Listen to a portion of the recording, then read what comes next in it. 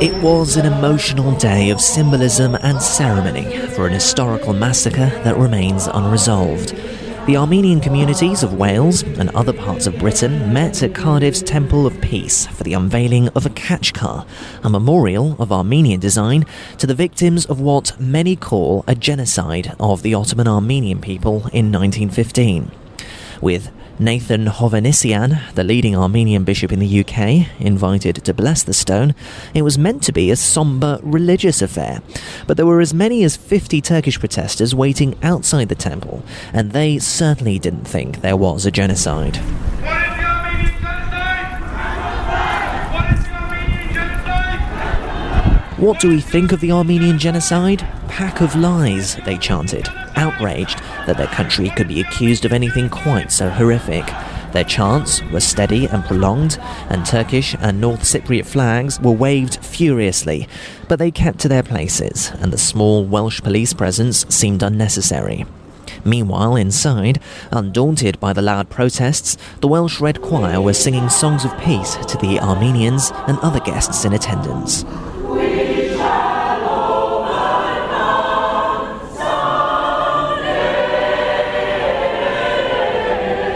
The ceremony soon moved outside into the gardens where, for the first time, a plot of British public land had been allocated for victims of an Armenian genocide.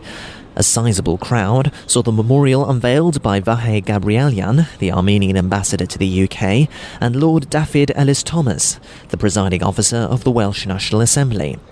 Bishop Hovhannissian then blessed the stone. Wreaths were laid, and visitors spent the next hour taking photos of themselves next to it. All this while the Turkish protesters shouted on. What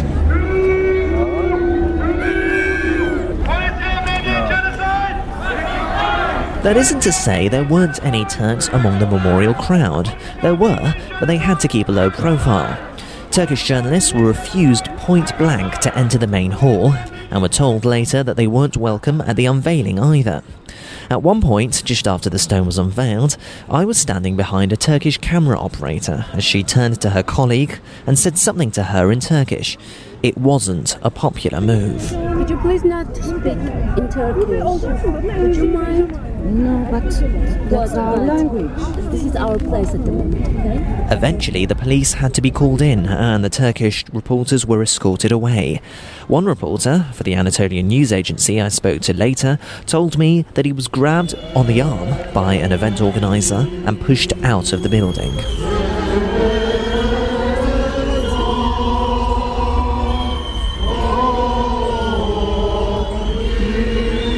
The stone itself is Welsh, at just over a metre high, but the design is Armenian, and the bishop of the Armenian church had already inscribed upon it in memory of the victims of the Armenian genocide in Welsh, Armenian, and also in English.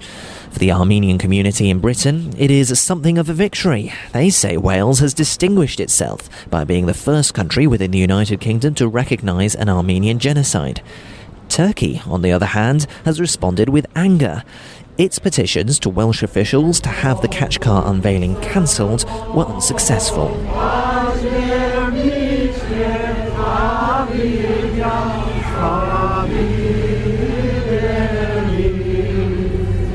There was a mutual hope expressed by everyone who spoke at the event that the memorial would be something of a step towards full recognition of the events of 1915 as genocide. But the protesters and the rude dismissal of Turkish journalists both went to show how divisive the issue still is. There's no hope of a consensus anytime soon.